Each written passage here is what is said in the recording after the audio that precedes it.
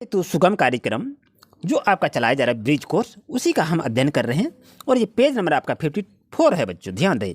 ज्ञान सेतु सुगम कार्य पुस्तिका का अध्ययन कर रहे हैं। तो इसमें कहता है लेख एवं प्रश्नोत्तर। यहाँ दिया कुछ लेख लिखा हुआ है, इसको पढ़कर आप भली भांति समझने का प्रयास करेंगे।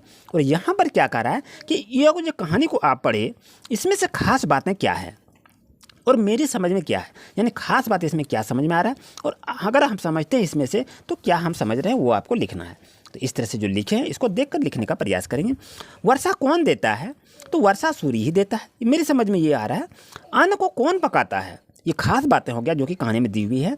तो सूर्य की रोशनी ही पकाता है, मेरी समझ में यही आ गया जो आप समझ रहे हैं। वृक्ष हमें क्या देता है? तो वृक्ष हमें फल देता है। प्रकृति से क्या मिला? प्रकृति से जीवन मिला। हम कैसे जीते हैं? ऑक्सीजन से श्वास लेकर जीते हैं। तो इस तरह से आप लिख सकते हैं, आपको बता रहे हैं। 2 नंबर में देख रहे हैं क्या कहता है, हवा को वायु भी कहते हैं। वैसे ही कुछ अन्य चीज़ जो दिए हैं जो उनका अनेक अर्थ होता है, जो समान अर्थ में बदला जाता है। तो आप देख रहे हैं ये सूर्य है, सूर्य को क्या कहते हैं? दिवाकर कहते हैं, रवि कहते हैं। ये आपका पेड़ है तो पेड़ कहते हैं, वृक्ष कहते हैं। ये आपका बादल है तो बादल भी कहते हैं, मेघ कहते हैं। ये आपका फूल है, इसको पुष्प कहते हैं और सुमन कहते हैं। यहाँ पर देखें, बात करें कि आपने ऊपर जो पढ़ा उसका एक शीर्षक बताइए। इसको जो पढ़े तो इसका एक शीर्षक क्या होगा, ये आपको कह रहा है। इसका एक शीर्षक होगा प्रकृति की उपहार, यही आप लिखेंगे। और यहाँ पर बच्चों देख रहे हैं ये मिलान करने के लिए कह रहा है, इस तरह इसको मिलान करने के लिए आप कष्ट करेंगे। यहाँ आपका इससे मिलाइए, इसके साथ इसको मिलाइए, जिससे वाक्य मेरा पूरा हो जाए। इस तरह से बच्चों ये देखिए आपका 54 कंप्लीट हो जाता है पेज को। अब यहाँ पर देख रहे हैं बच्चों क्या है कि विभिन्न विधाएं, कविता एवं प्रश्नोत्तर। तो दी गई कविता को पढ़कर पूछे गए प्रश्न के उत्तर दीजिए। आसमान के जगमग तारे जैसे बिजली के फव्वारे अंधियारे में आ जाते हैं, आसमान में छा जाते हैं, लेकिन जब सूरज आता है छिप जाते हैं डर के मारे। आसमान के जगमग तारे, तारे क्या हैं? फूल खिले हैं, परियों के घर दीप जले हैं, नील गगन में टांगो मानो चांदी के चम्मच गुब्बारे, आसमान के जगमग तारे। बच्चों ये कविता को पढ़े, कैसा लगा? अच्छा लगा तो वीडियो को लाइक अवश्य कीजिए। और देखिए यहाँ पर क्वेश्चन क्या कर रहा है, नीचे कुछ शीर्षक दिए गए हैं, इस कविता के लिए सही शीर्षक का चयन कीजिए। यहाँ पर देखिए कुछ शीर्षक लिखा हुआ है, इसमें से जगमग तारे, नील गगन के चमकीले दीपक, या सूरज और तारे, या चांदी के चम्मच गुब्बारे, इसमें से सही कौन सा कविता का शीर्षक होगा वो आपको बताना है। तो इसका करेक्ट आंसर क्या होगा बच्चों? सूरज और तारे इस कविता का आंसर होगा, जो कि शीर्षक में पूछा गया है। अब कहता कविता में तारों को किन किन के समान बताया है, इसको क्या लिखेंगे? बिजली के फव्वारे की तरह बताया है, गुब्बारे की तरह बताया है, फूल की तरह बताया गया है। जिस तरह इसको बताया गया उस तरह आपको लिखना है।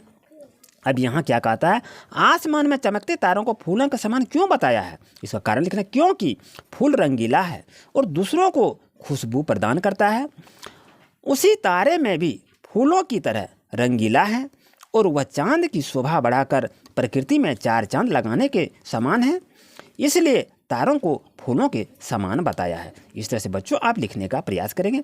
उम्मीद है बच्चों आपको अच्छी तरह समझ में आ गया होगा, कहीं भी कोई दिक्कत नहीं होनी चाहिए।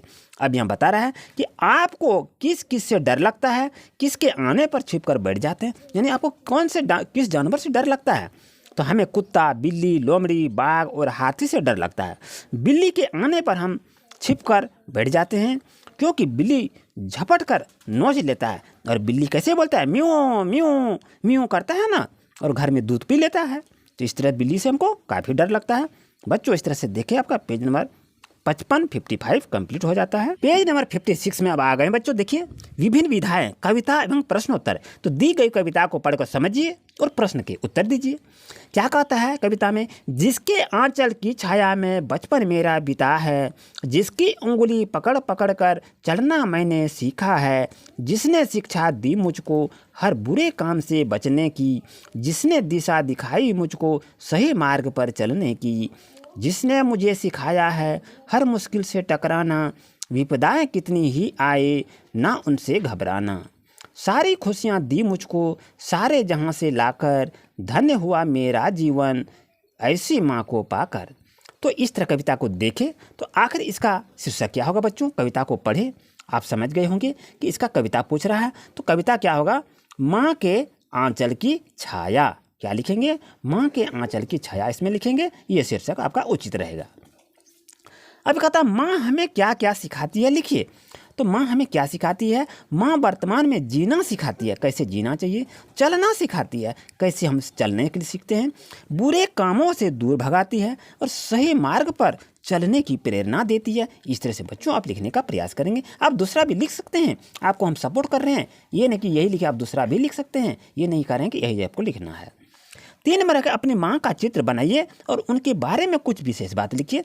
ये देखिए हम चित्र बना दिए हैं, इस तरह से भी आप चित्र को बनाइए। तो यहाँ लिखेंगे, माँ का प्रेम संसार में सबसे अमूल्य होता है, क्योंकि माता पिता के ना रहने पर संसार में ऐसा प्रेम दोबारा आपको इस जीवन में कोई नहीं दे सकता है। इस तरह से लिखना है। और यहाँ पर क्या कहा रहा है देख रहे हैं, एक ही शब्द के लिए कई शब्द का प्रयोग भी किया जाता है। तो नीचे लिखे शब्द को लिखें।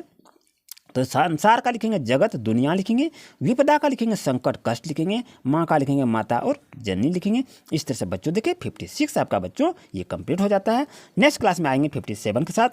अगर ये आपके लिए अच्छा रहा तो लाइक वीडियो को ज़रूर करें, शेयर ज़रूर करें और चैनल को सब्सक्राइब करें और मन लगाकर पढ़ाई करें। मिलते हैं बच्चों नेक्स्ट क्लास में। Thank you.